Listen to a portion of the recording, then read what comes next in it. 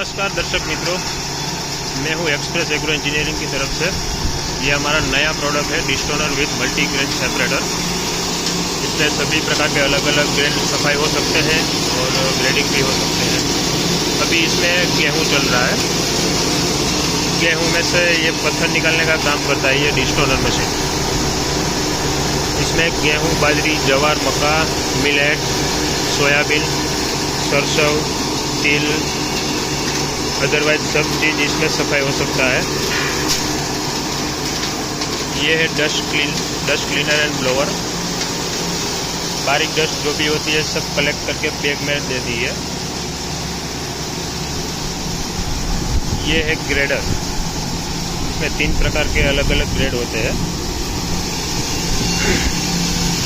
ये अपना सफाई किया हुआ मटेरियल है।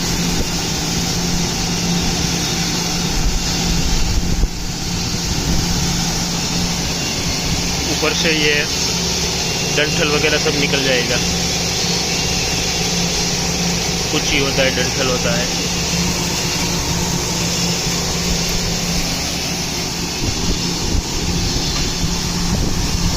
लास्ट में ये बारीक कचरा।